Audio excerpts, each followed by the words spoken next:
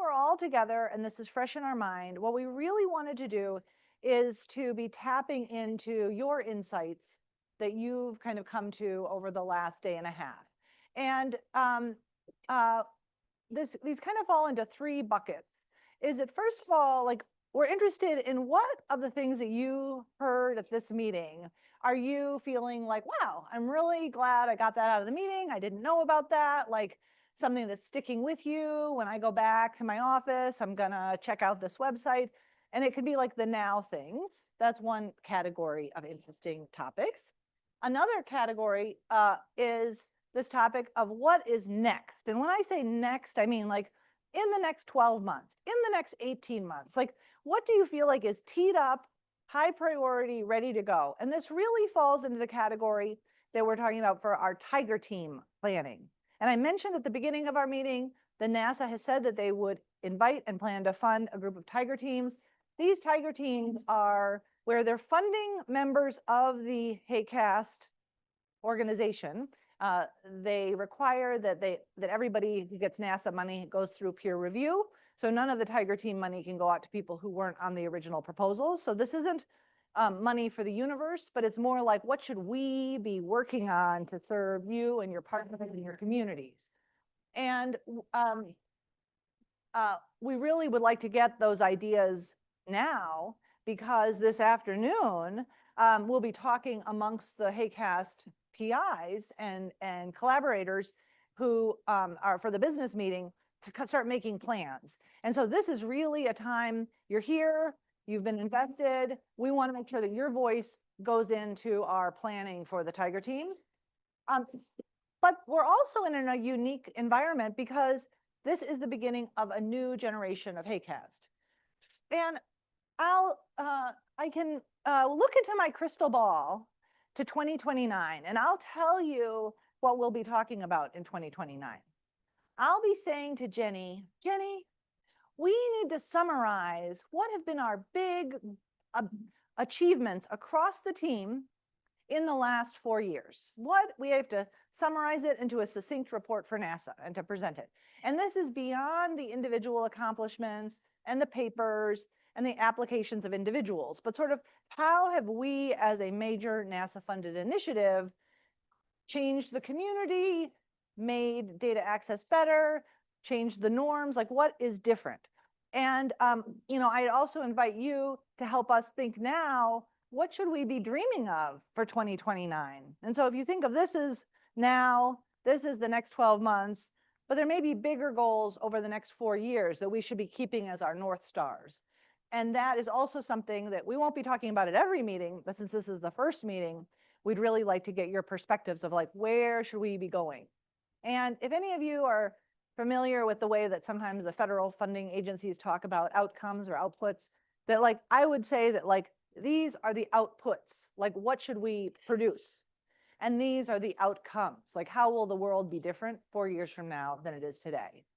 And because one of the things that professors love to do is to get everybody talking and shake out the ideas, I'm gonna say for the next like 5 minutes, if you could turn around to the people behind you or in front of you and work in little groups of 3 or 4 or 5 and basically share your own ideas of what do you think are the cool things you've heard from the meeting? What do you think are our next generation needs? And where do you think the team should be 4 years from now? Or the community, or the world. Okay, talk amongst yourselves. Good job all around. Excellent. Well, it's been great to hear all the hubbub. And so now I just want to get all your ideas for everyone to see. So I would just say, feel free to share what you and your group, or you didn't say to your group, some of the cool things from the meeting, next steps, long-term. Okay, everyone, let's go. Okay, Jen. That's Good. here something Sweet said. Under the now area. Let's use the mic because people are online. Under the now area, this back corner brought up the idea that forecasting capabilities now are really impressive, especially outside of the United States, how much that's grown. Do we want to go through all three categories or do you, okay. Some stuff that came up under next. We love the global HMS product. I mean, sorry, the HMS product, making it global would be really powerful. Also under the next category, we talked about like LADCO, for example, brought up that maturing satellite products beyond NO2 and PM 2.5 would be really useful. And then thinking about the last session we had, thinking about making sure those are useful, maybe not always being so critical from a science standpoint, but making those useful in a stakeholder focused way. In the figure you showed, Tracey, where it showed, you know, PM 2.5 and NO2 at the top of user readiness, how can we make those products more user ready by being less critical and hearing what the users need? And we didn't get to 2029. Okay. Eager to hear what other people thought, though. Great, thank you, team in the back. Okay, I'll move around. What about one of these teams over here in the front, on the right? Okay. Oh, Chair, go ahead. I Who's that think mic? being new to all of this, I'm Great. just really impressed with all the, being new to all of this, really impressed with all the data that we have at our fingertips that is free and open, and excited to share this with my city leadership. So hopefully we can make better informed decisions. Thank you. That's great. That's great. Do y'all want to add anything to that? Okay. I see Eladio in the back. Yeah, we added a new column based on. Yeah.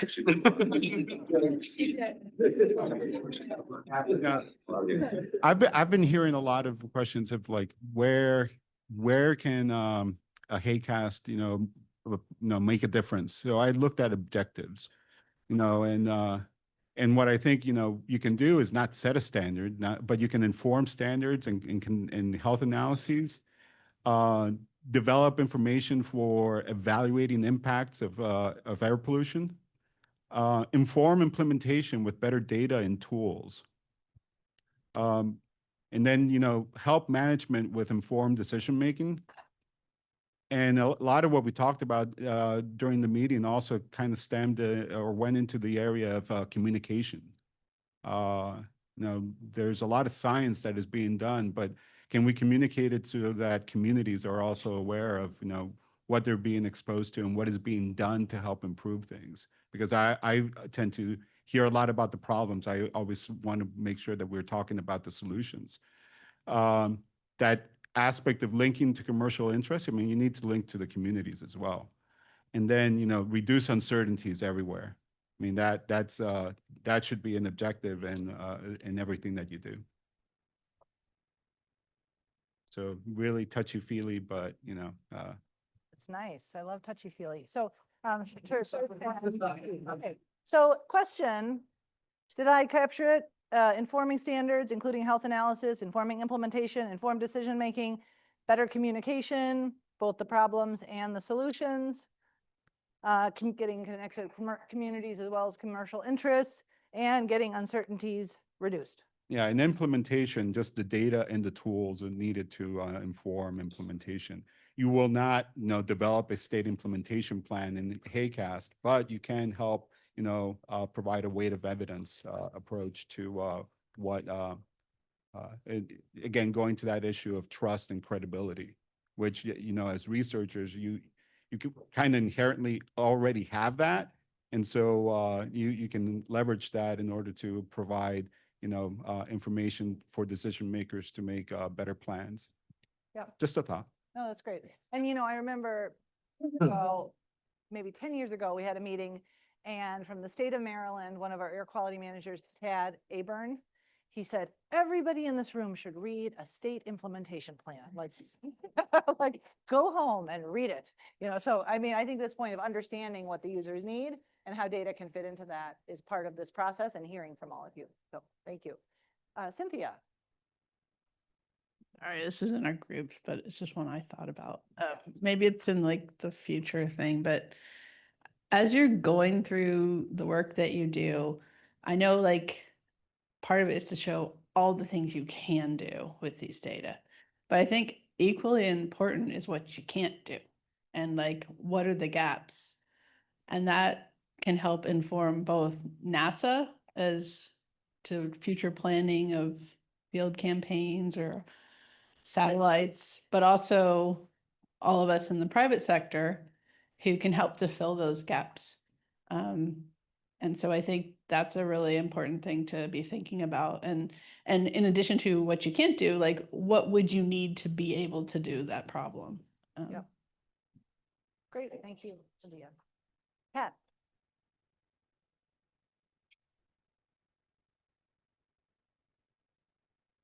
So we were thinking it would be really useful if we could have some sort of system, set of flowcharts or survey results that allowed the producers of data and the users of data to figure out where they fit in the whole continuum of data quality, timescales, spatial scales. And I'm sure even with just the users and producers of data in the room, you could get pretty far with that. So that's I just want to dig into that a second, Pat, because I would say like we've had, I think it was at our Utah meeting, we actually had a lot of NASA data providers, and we had kind of a set of flash talks by NASA providers being like, this is our set of data, and this is another set of data, and another set. And it was really, really cool because there are so many different data products and platforms that are available. And I guess, you know, I don't know if your group got this far, but like, what is the framework that you're thinking? Like a website or like a online matchmaking service or like a, I mean, I'm just, you know, in all seriousness, I mean, when you try to find a hotel, sometimes you're trying to find like one that fits your criteria. Like how do you see this matching occurring? Website. A website. Okay, of course. Okay. Okay. Okay. Okay, cool. Yeah, Randall? Sure. Here's one that we started talking about within my group, and there's maybe more you'll hear from them, but it was connecting with the focus that you began with, Tracey, yesterday, and that was reinforced during the discussion today. And that is connecting air quality with economic impact or economic benefits. So you started framing it in terms of commercial impact or business industry, right? Under next. But if we look at economic impact at an international scale as well, at any scale, it is an entity. It is a something that gets broad interest from political interest, from business leaders, from the general public. It is a connector across so many different levels that it's really important that we connect with economic impacts, whether we are promoting the economy, whether we are assessing the level of impact. So. That's great. And I'll just maybe make a comment on the economic impact. There had been, for a number of years, a NASA-funded initiative with an economic think tank called Resources for the Future. And it was called Valuables, which is a acronym. And it was about the value of remote sensing data. And so that project has ended, but a lot of their reports are online. And I think this, you know, it is tricky to figure out how do we monetize and quantify this value, which, you know, a comment that came up in the last session that I was in was making this point that like no data are free. They may be free to download, but they're incredibly expensive to produce. And so I think having more of this economic information, and it is something, so there was that effort to just folks being interested in this. And I know that there have been other efforts, like Deloitte had a couple reports on the economic value of Earth observation. So, but I think that in our community and thinking about this in our community would be, yeah, that's really well taken. Thank you. I would suggest something focused on youth and having that tie into engagement and access.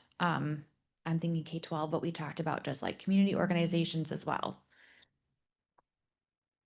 That's great.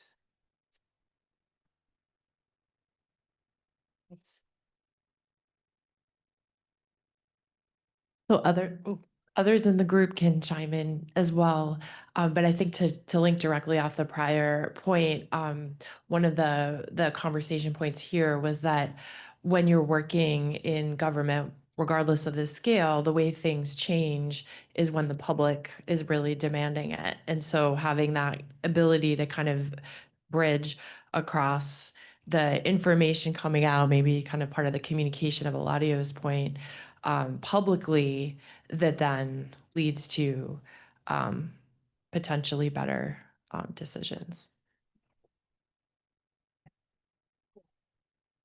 All right, just one other point, I guess, related to communication. I think if it's in the now, when maybe, but just bringing together the air quality management and the public health community was another point that came up, that sometimes the air management folks are like, because of what their job is, are not necessarily front of mind or have front of mind the public health implications of the work. And so being in a meeting like this helps kind of just bring these different communities together and reinforce different aspects of why we work on air pollution. Great point. Yeah, since we're going around the back here, I'll just follow along. But so we were 4 of us here, so please, the 3 of you chime in, because I was just like a chatty Cathy and just didn't stop talking. Anyway, but to follow up on the point about economic impacts, if I might just offer one nugget that might serve as a first attempt at really getting at some sort of an economic evaluation. So the work that I do and the center that I sit in, we sit alongside economists with their tools, and we are constantly thinking about how we connect what we do in terms of the earth science prediction and economic predictions. I'll tell you one thing that we could really make a salient impact on is if we could take this information and provide information on labor productivity impacts. If you can do that, you can make a direct connection to economic predictions, and that makes a really strong statement to how the economy evolves, how different economic sectors evolve, and how that speaks to industry and certain private organizations that value that type of information. So kind of to your point, Tracey, about how do you evaluate this information, if I could just offer one nugget where we could focus on, that would be one. The other I might offer, and I only bring it up because I asked this question in the earlier session, and I actually got some thank yous for asking it, is as how shall I say this, as exciting and impressive the forecasting abilities are. Just coming from someone who's not been in the air quality forecasting environment, but I've worked in sort of just the general sort of seasonal interannual climate prediction efforts. Initialization is really important. And I understand and I appreciate the value of a lot of the sensors that are out there that we use that you use, this community, HAQAST community, uses to evaluate your models. But my feeling and my sense is that as your models become more and more detailed, and as you're looking at environments that are smaller and more detailed, what you put into your forecast modeling, the vertical profiles of the atmospheric conditions, the horizontal profile, the horizontal characteristics of all the fields that you have to populate a model become really important. And I don't get the sense that that's really been looked into rigorously, and it seems like that might be a need. Thanks.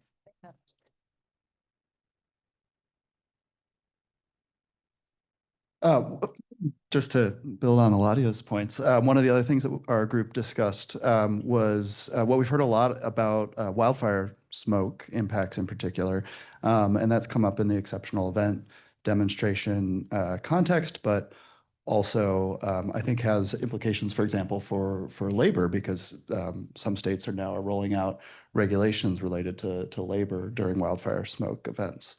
So I think there's a lot of exciting things that could be done that have a pretty clear economic impact, from understanding near-term wildfire smoke impacts and how that might affect logistics or outdoor workers, to thinking more on the regulatory side.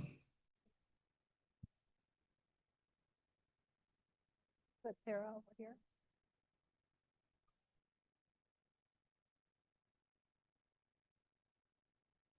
And just to add to that same data, thinking about kids and the impacts it has on their health and access at school, that's been brought up in some conversations about test scores on days when there's wildfires, and like, needing to be mindful of that. We've had different athletic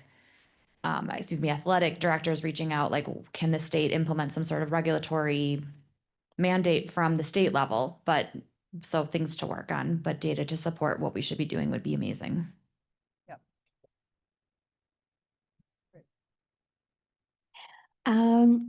I think for the now, it's really great, and thank you again for providing support for community organizations to attend the HAQAST conference if that can continue to be possible.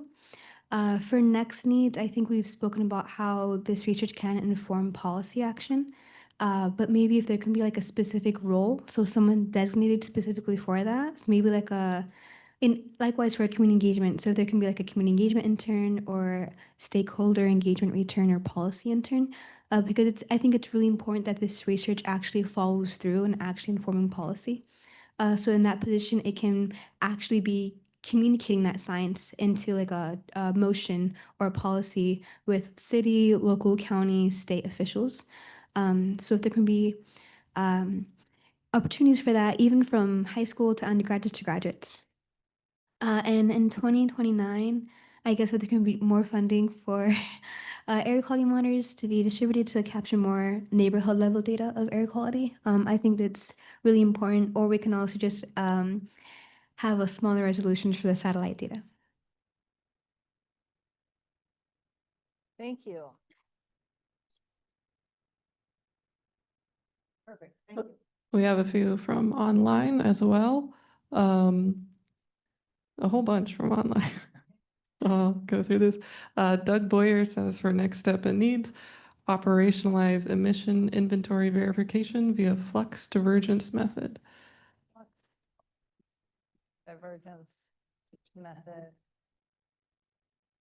for emissions. Yes. And then Celestine Hi, Ona. Doug. Good to see you. Okay. Hi, Doug. Celestine says it would be great in 2029 to be able to have affordable tools that could resolve air quality challenges detected through monitoring and forecasting, not minding the distance or part of the globe where it is detected. So sort of tools to synthesize the better resolution of the monitors, tools on a global basis. Excellent. Thank you. And for the same person says for next, I look forward to increased community engagement and organization collaborations to ensure more awareness, buy-in, and support to air quality projects. Great. Thank you.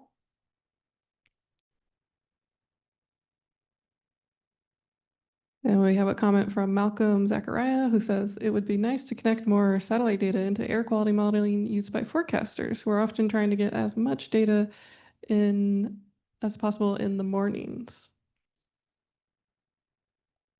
Satellites to air quality forecasts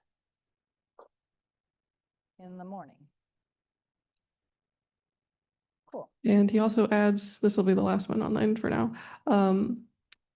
Things like Earth data are extremely complex, great for someone who has a lot of time to understand the data, but overwhelming for those of us just coming into the info.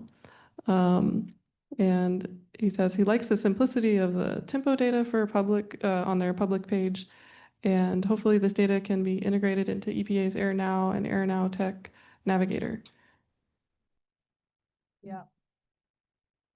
Yeah, thank you. And maybe I'll just say a few comments on some of those other things. Is that, you know, there's never going to be a lack of data sharing platforms and nobody has the market cornered. But I think it's important to note that a big initiative that NASA is leading with other agencies, including the EPA and NOAA, is a new platform called Air for US that is intended to sort of be harmonizing some of these data sources, which I think is a theme that's come up. And one of the Tiger teams that has been specifically kind of earmarked by NASA is a Tiger team to evaluate, apply, engage with all of you, this new Air for US platform. So I don't know exactly what it will do, so I cannot answer any questions about it except to say that it exists and it's intended to fill some of the gaps that I think have been mentioned here. So this is really well-timed feedback as we're trying to think about how to approach that challenge. Okay, we have a great topics on the board. Any ideas that haven't been shared? I might pick on Chris because we haven't heard ideas about heat. Is that okay? Okay, you can pick on Chris. You have 5 seconds. Oh.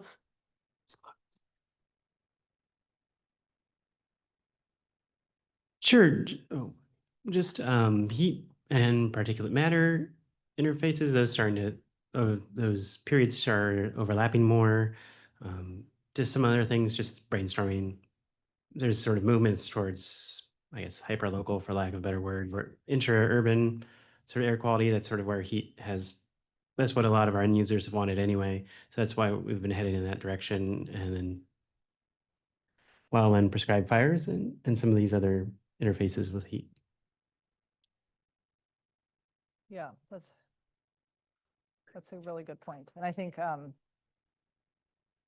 even with sort of the climatology of wildland fires, there's a strong connection with climate cycles and heat and drought. So excellent. Okay, so what I'd like to do first is to tell you a few little facts that you may not know, and then to kind of help start thinking about which are some of the things that have been said here that you want to pile on to say like, yes, because I think we have a lot of ideas here. There's no way that we can do all of them. And I think if there's some of these that you feel like you want to add your voice to, then we can, just sort of put some checks next to those. But before I do, I wanted to tell you something cool and interesting that will be happening at our next HAQAST meeting. One of my partners for my HAQAST project has been David Bitzy, who leads climate for a group called the Outrider Foundation. And Outrider has a mission of supporting journalists covering major topics. And so they fund a lot of journalists at a lot of major news outlets.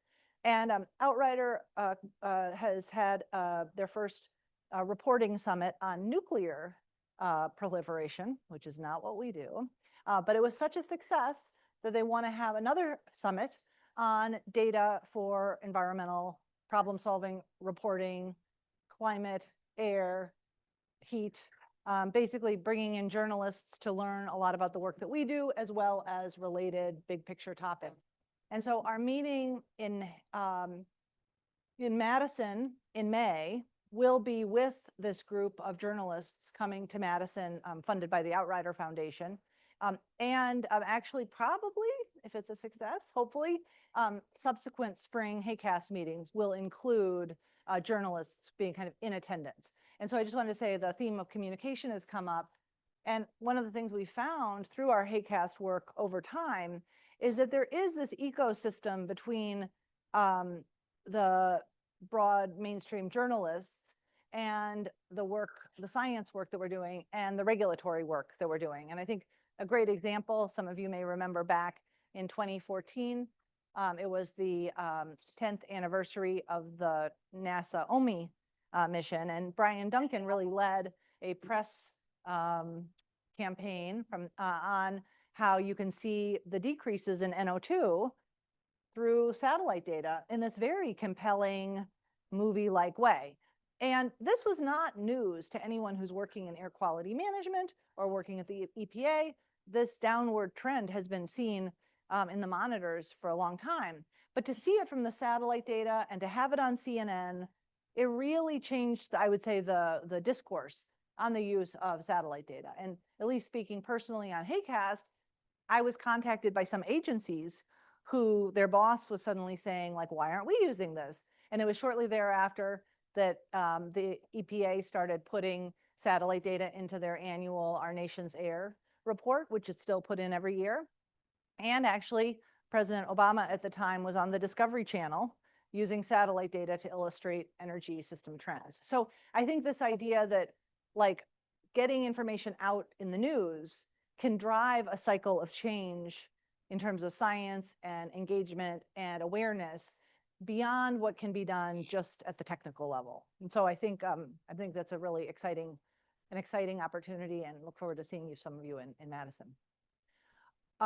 Okay, thoughts on some of the ideas that have been shared. We won't vote any down, but you can vote some up. If there's some that you feel like, yes, like we could do that, or, you know, that would be something that would be helpful to our organization too.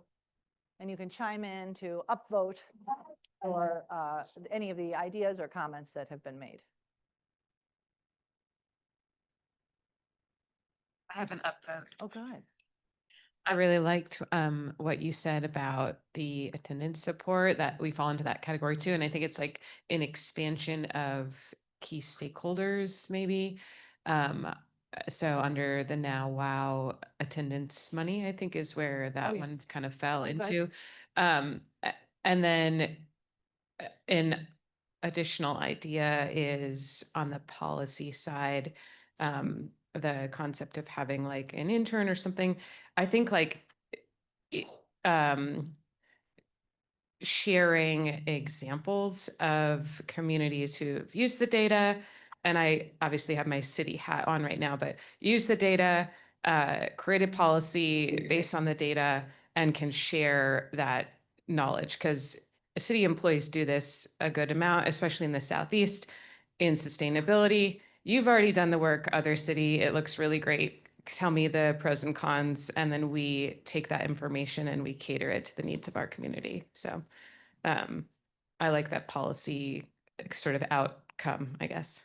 Yeah, and I want to just actually, Megan, follow up on that idea, because this has actually been something we've been wrestling with for a long time, because oftentimes there is the science and then it does get used.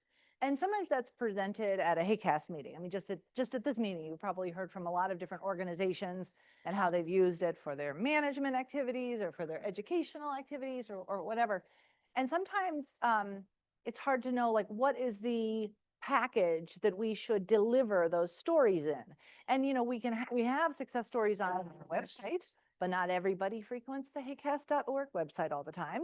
And actually, years ago, when I first met Pat Reddy, it was at a HAQAST meeting, and he was telling me how back in 2012, he was using satellite formaldehyde to nitrogen ratios to inform ozone control policies at the county level, which was pioneering. And so actually we wrote an article profiling Pat in the magazine EM for the Air and Waste Management Association. But that's a lot, like, I mean, that was cool, but it's a lot of work for one story. And I guess I'm curious, when you say we'd like more stories, like, what is the package that would be most effective for those? That's a good question. I think your mention of the connection with journalists will be really helpful. And I think, I hate to say like a sensationalized story, but I think people gravitate towards stories that have feelings attached to them. So your presentation yesterday really hit me, right? With it's like community members that are experiencing this, and so that sensationalize isn't the best word for that, but a story that has feelings and like a true impact. So I think through the press, through journalists, I don't know if people use social media anymore, maybe social media, but it's difficult to bridge that academic world with the general public. But I think a city or a county or a state organization could be that entity as hopefully a trusted resource.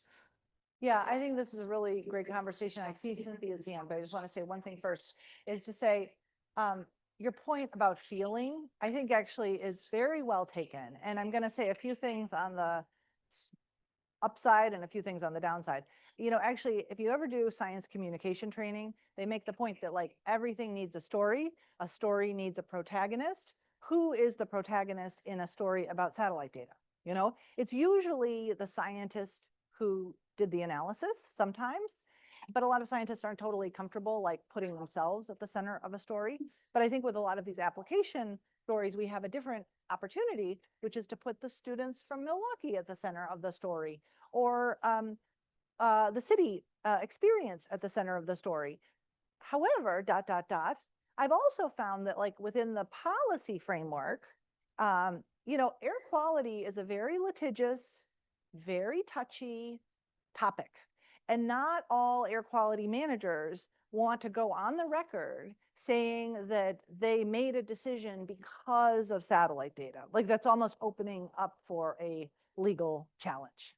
And so actually one of the issues that we're finding sometimes is that by the time you get to the something that everybody feels comfortable sharing as a public story, it's so modulated and smooth around the edges that it doesn't have a protagonist or feeling. And it's certainly not something like super catchy. And so I think that like, and yet those might be the things that had the most impact in terms of actually moving the needle. So I think there's no solution to this, but I just want to say like, I hear you. And sometimes like, I think there's that win, but there's other times where there's a win, but we just can't quite say it in a punchy way. Cynthia. I just wanted to speak to the point in the future of more granular data, whether it's from denser surface networks or higher resolution satellites. I want to say, like, I don't think that that's ever going to be a place that a big space agency like NASA is going to go, because that's not their mandate. They're science-driven organizations. But I think you could take a page out of what's happened in the methane sensing community, is where you've started to have these public-private partnerships who've been producing sort of this high granular data that helps you understand things at a very local level for methane, and it can be done for air quality as well. But these are sort of groups that are sort of hybrids between commercial and public, and have sometimes like a philanthropic arm, so that there's a role for sort of publicly available data to non-commercial entities. But then there's also a commercial aspect where, you know, industry can buy data, highly resolved data, to suit their needs. And I think that maybe is a way, if you want that type of data, you'll have to look to in the future. Yeah, and I think maybe this is, since this came up in our session earlier, I think a lot of people may not know about what's been happening in the methane space. And I'll just say that there have been a number of private satellite companies like GHGSat and others that are launching satellites up in space that don't observe the Earth every day, that don't observe the US every hour, but are deployable, like drones in space that can kind of zoom in on specific facilities at an ultra high resolution. But then they are selling their data to somebody buying the data. And I think, Cynthia, I've known Cynthia for a long time. We've gone to grad school together. But also, like, Cynthia is working at one of the few companies that's trying to explore that type of dynamic in the air quality space. Is that a fair summary? Okay. So I think that, we really appreciate you being here, Cynthia. And I think this idea, though, anywhere there is a market, there will be companies that step into the market. And I think that one of the funny things we found with HAQAST has been, despite having billions of dollars of free data, it's still a bit of a stretch to try to find users when there's zero barrier from like, we'll fly you to St. Louis to listen to this free data pitch, and so I think, like, thinking about how to move from there to something that really is a marketable solution. And if there was a demand, there would certainly be companies that could step up to meet it. Thank you. Hi, so I was just going to come back to Megan's point, just because something that struck me is that with the air management community, right, one of our prior rounds of HAQAST, one of the things we tried to do was, I guess it comes back to Eladio's point about SIPs a little bit, but was to figure out, okay, who has used satellite data in these state implementation plans, and can we kind of document how they did it and have, I think the term was like the recipe for what they did, and make that publicly available. And so I'm wondering, I get that, like, it's sensitive in the news and the journalists, but I wonder at the city level for city planning if there's sort of a parallel there of, a city organization that may change, so there's sort of the community groups who I think are, super free to speak out. But once a decision has been made, I would imagine that the city leadership is communicating that to the local newspaper. And so I just wonder if there's a place to have a forum where examples somehow could be shared across city decision makers, or anyways, just a thought. Yeah, I don't know. I mean, is there a forum that cities? Well, I think that everyone in their sector has their own like network. So my sector is sustainability. So we're part of the Southeast Sustainability Directors Network, which is specific to local governments in the Southeast. And that has a listserv that's extremely active. We convene annually. So yes, but I also think like city planners have their associations, right? And their networking. And I think that city engineers have their network. So the role that I see in sustainability managers is the connector, right? So we can be an engineer for a day, we can be a city planner for a day, we can hang out with you really smart folks for a day and learn a lot, and then hopefully connect the people who need to be connected. So yes, but I don't know that there is like the city manager level or county managers that are sharing this type of information. Thanks, Megan. You know, I'll say an interesting thing about me is that my brother's an urban planner and my sister-in-law is an urban planner and my brother-in-law is an urban planner. I'm in a family of urban planners, and they do all have their own networks, because an urban planner who focuses on transportation is running in a different group than the one who focuses on sustainability or permitting or zoning. And I would say something that has changed in the last 4 years is that even 4 years ago, I think air quality issues primarily took place at the state level.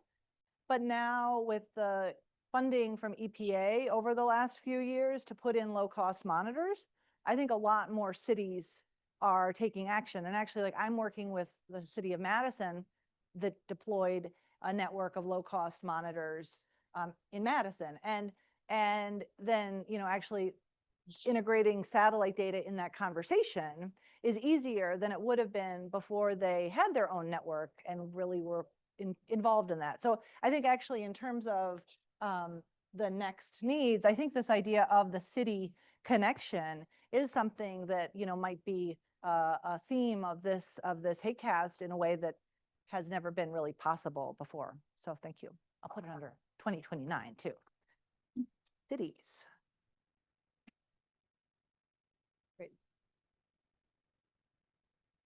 Great discussion. Really appreciate it. Any more thoughts? What you want to get on the record? Yeah, thanks, Joseph.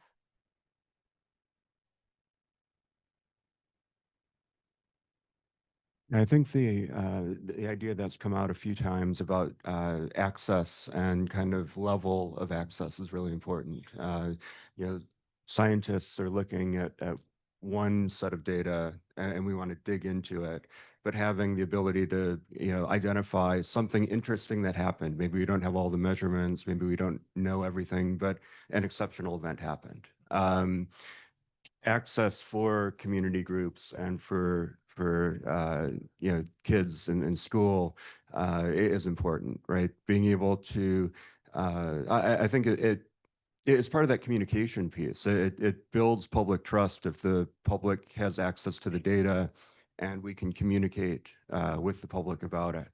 And then it also plays into the policy side that you know, you've talked about and Sarah talked about with schools. Yeah, there's a group in Illinois working with legislators to bring a warehouse pollution reduction act to the floor next congressional session in 26. So kind of working at all levels of government and informing all levels of government is important.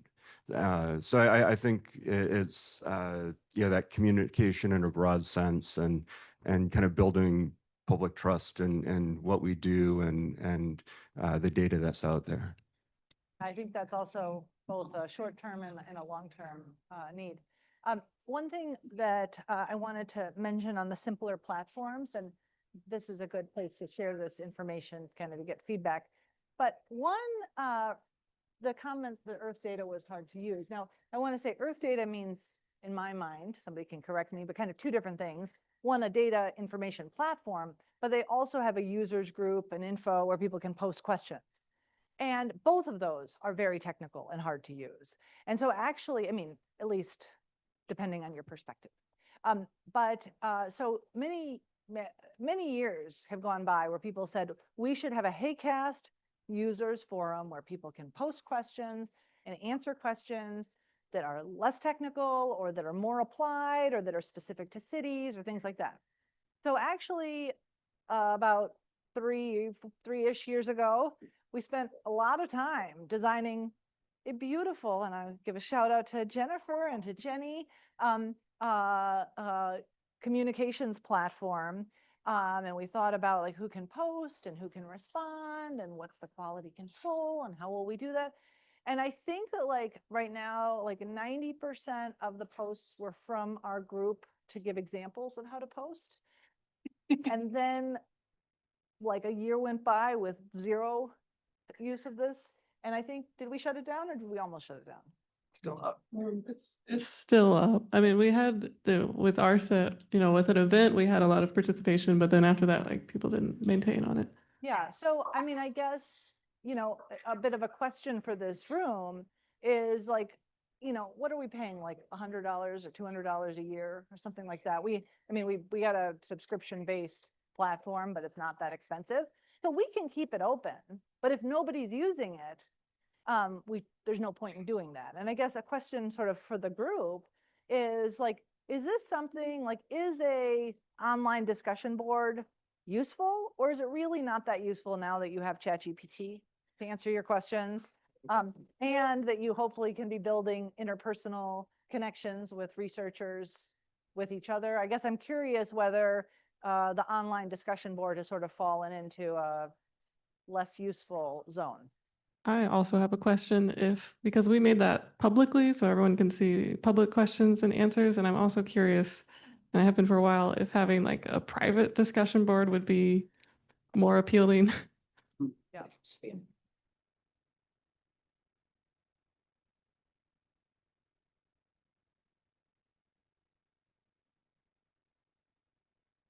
So I'm also involved with the Geoschem community, and the GitHub forum there's a lot of posts and a lot of people being like, how do I do this in the model? And then there's people who go in and I'll get tagged in it and have to answer questions. And I'm trying to figure out what the difference is. I mean, maybe because that's a specific model and this is sort of this all-encompassing many potential products and options, but it is fascinating how different they are. Yes, I agree. And I want to say, I think to this, like the go-to person, one of the things we've found over the years is that like, because there's so many different data sets and so many different applications, it is basically impossible. Now you could have one person who's like a connector. And I think like we have some post-undergrad interns over the years who've been kind of that connector person. But what we were really hoping is that this that this would be the way for people to find each other and matchmake. We have a matchmaking, the data and the producers, so that if somebody asked a question and we had NASA experts on it.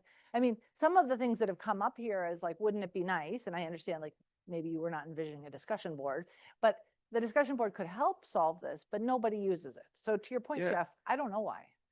How much of it is the people who need it most don't know about it? It's a good question. We have put it in our newsletters that go out to over 2,000 people, and the people do click on and read. We can see the data analytics.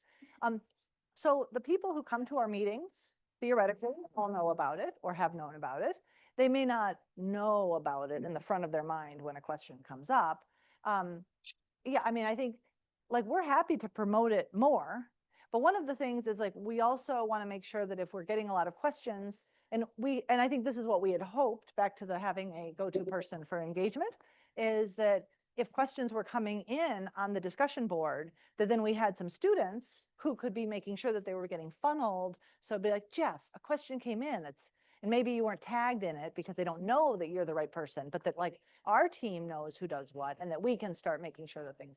So we have the capacity to do that if questions come in.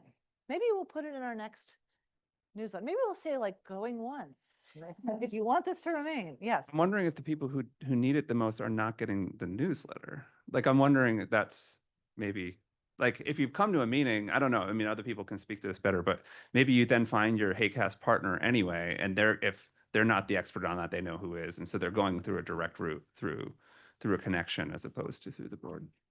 Jenny? I think Jeff brings up a good point that I was in the back of my head during this discussion, is that it is wonderful to have all of your feedback here, but of course we're missing the feedback from all the people who couldn't come.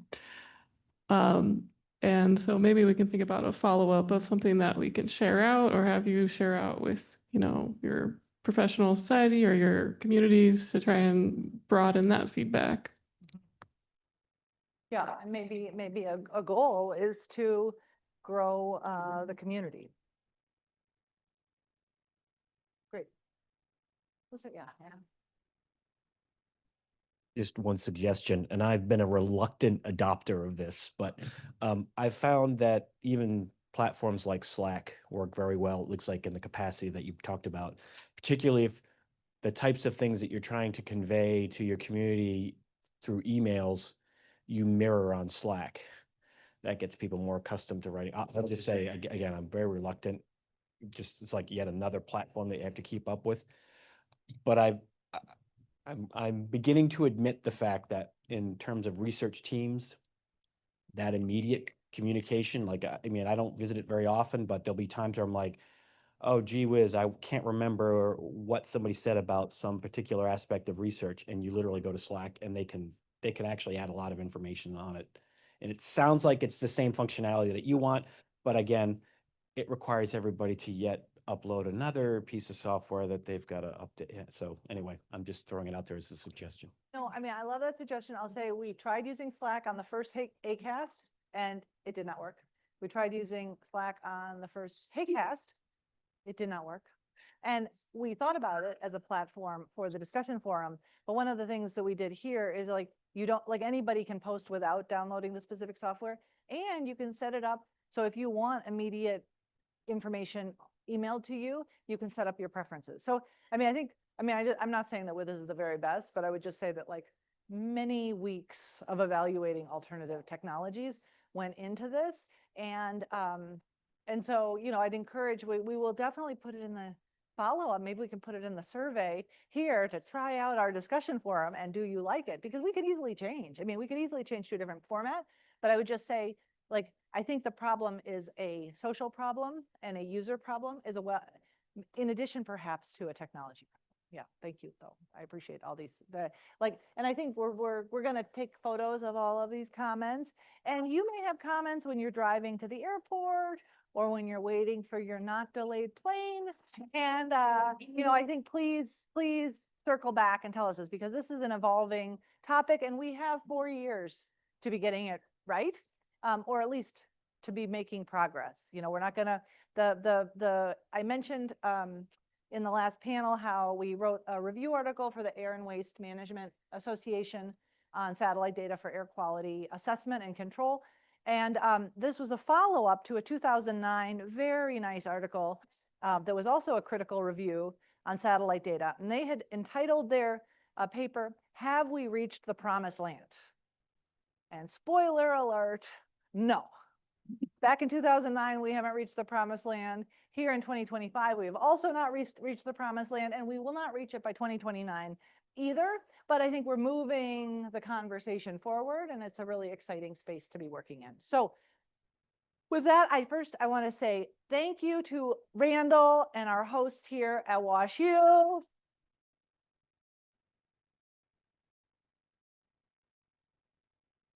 Thank you to Jenny and Jinran and Daniel and Kara and Chandler, who've been doing the AV and running the meeting, and Jenny's been doing pretty much everything throughout. So this is cool.